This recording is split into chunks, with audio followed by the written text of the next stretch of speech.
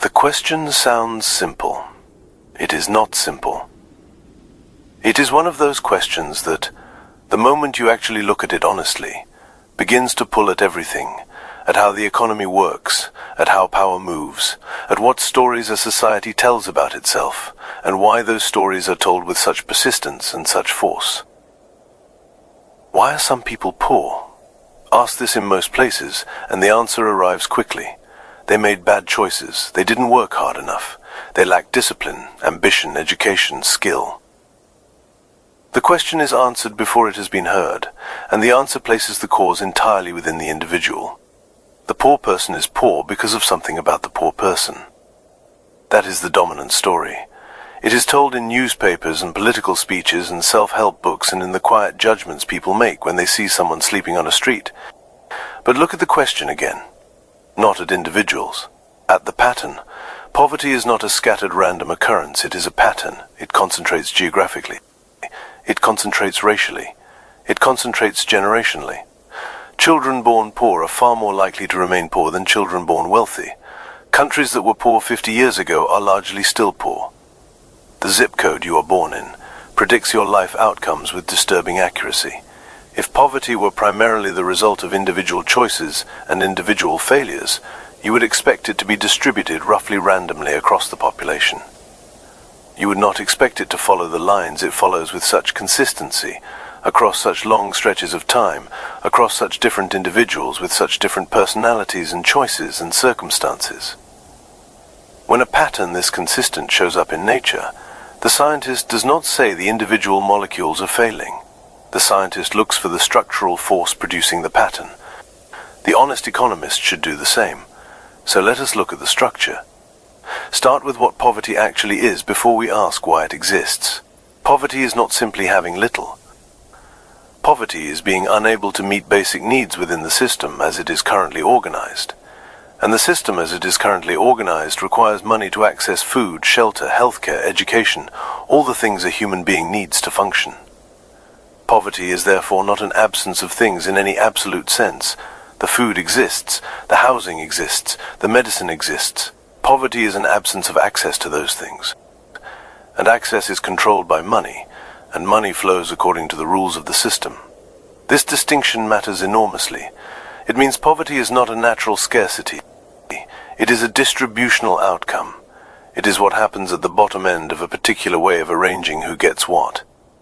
And distributional outcomes can be changed because they are produced by arrangements, and arrangements are human choices, not laws of physics. Now look at how the arrangements actually work. We saw in the last video that ownership is the foundational structure of the modern economy. Who owns what determines who receives returns without working for them. The landowner collects rent. The shareholder collects dividends. The creditor collects interest. These flows of income are not tied to labor, they are tied to ownership. And ownership accumulates across generations. The child of the owner inherits the ownership. The child of the worker inherits the necessity to work. This is the first structural mechanism producing poverty. Not bad choices, not lack of ambition. The simple arithmetic of how returns to ownership compound across time while wages remain tied to the hours a body can work in a day. A body can work perhaps 12 hours a day before it breaks.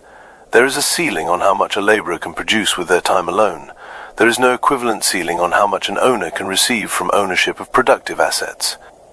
A large enough portfolio of assets generates returns that no amount of individual labor could match, not because the owner is more virtuous or more intelligent, but because ownership scales in ways that bodies do not. This is what the economist Thomas Piketty spent decades of research documenting. When the return on capital exceeds the rate of economic growth, which it has for most of recorded history, except for certain exceptional mid-20th century decades, wealth concentrates. Automatically. Not through corruption, not through conspiracy, but through the structural logic of how returns to ownership outpace returns to labor over time. The rich get richer not primarily because they are smarter or more disciplined. They get richer because they own things that generate returns, and the returns generate more ownership, and the ownership generates more returns. The compounding is mechanical. It requires nothing heroic. Now look at the other side. Why do the poor stay poor? The most honest answer is that poverty is expensive. This sounds paradoxical until you look at it directly. The poor person pays more for almost everything than the wealthy person. They pay higher interest rates when they borrow, because they are deemed higher risk. They pay more per unit for food because they cannot afford to buy in bulk. They pay more for financial services because they do not qualify for the services designed for people with money. They rent rather than own, which means they build no equity while paying someone else's mortgage. They cannot afford preventive health care, so small health problems become large, expensive ones. Every dimension of life where having money saves money is a dimension where not having money costs more. The economist calls this the poverty premium. It is real, and it has been measured. The poor are not poor because they cannot manage money. They are often managing money with extraordinary skill under conditions that would break most people who have never faced them. They are poor partly because poverty itself extracts from them in ways that wealth does not. And then there is time. Poverty consumes cognitive bandwidth in a way that has been rigorously documented. When a person is under chronic resource scarcity, when they are constantly calculating whether there is enough for rent and food and electricity, when one unexpected expense can cascade into crisis, the mental load of that management crowds out other thinking. It impairs decision-making, not because poor people are less intelligent, because anyone operating under that level of persistent pressure would show the same cognitive load. The bandwidth taken up by scarcity is bandwidth not available for planning, for learning, for the long-term thinking that wealth building requires. This is the trap. Poverty produces the conditions that make escaping poverty harder. The individual inside that trap is not failing. They are responding rationally to their actual situation. The choices that look like bad choices from the outside often make complete sense given the constraints from the inside. The person who takes the payday loan at ruinous interest is not financially illiterate. They are choosing between a bad option and a worse one. The person who does not invest in education is not short-sighted. They cannot afford to be without income for 3 years to obtain a degree that may or may not pay off in the labor market they will enter. The structure creates the choices. The choices look like character flaws. The character flaws are blamed. The structure continues. Now look at geography. Because poverty is not distributed randomly across the world either. There are rich countries and poor countries, and the distribution did not arise because people in some countries are more industrious than people in other countries. It arose through history, through colonization, through the systematic extraction of labor, resources, and wealth from certain places for the benefit of others, through the deliberate undermining of local industries and institutions, through the debt arrangements we examined earlier that locked countries into terms that served creditors rather than citizens.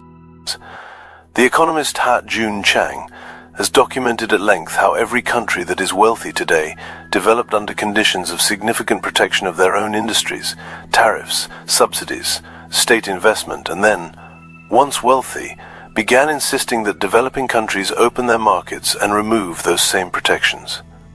The ladder was used, then pulled up. Not always consciously, not always as deliberate policy, but systematically with consequences that are visible in the income gaps between nations that have persisted for generations. The poor country is not poor because its people are less capable. It is poor because of what was done to it and what continues to be done to it through the terms on which it participates in the global economy. And yet the story persists. The story that poverty is personal failure. The story is persistent not because it is true, but because it is useful. It is useful to those whose position depends on the current arrangements continuing. If poverty is the fault of the poor, then the arrangements that produce poverty require no examination. The wealthy person need not ask hard questions about where their wealth came from, or what structural conditions allowed it to accumulate. The politician need not address the mechanisms of distribution. The system need not change. The story does the work of protecting the structure from scrutiny. This does not mean that individual choices have no effect. They do. Within any given structural situation, some choices produce better outcomes than others. The person who saves rather than spends, who invests in their education, who builds relationships and skills and habits that the market rewards, that person is more likely to move upward than someone who does not. The individual is not irrelevant, but the individual operates within a structure, and the structure sets the range of outcomes available regardless of individual effort. In a highly unequal society, the most diligent and talented person born at the bottom will face obstacles that no equivalent person born at the top will ever encounter.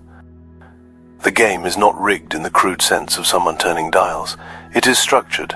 The structure has been built over centuries, and it consistently produces the same pattern. Why are some people poor?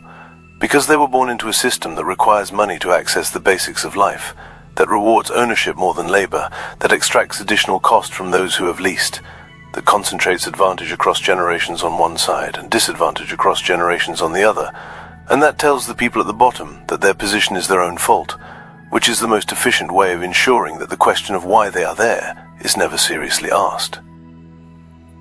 That is actually happening. It is visible if you look. Most people do not look because the story they were given before they could question it was designed, not necessarily by any single hand, but by the accumulated weight of those who benefit from it not being questioned, to redirect the gaze. The looking itself is an act. It changes nothing immediately. But it is where everything that has ever changed began.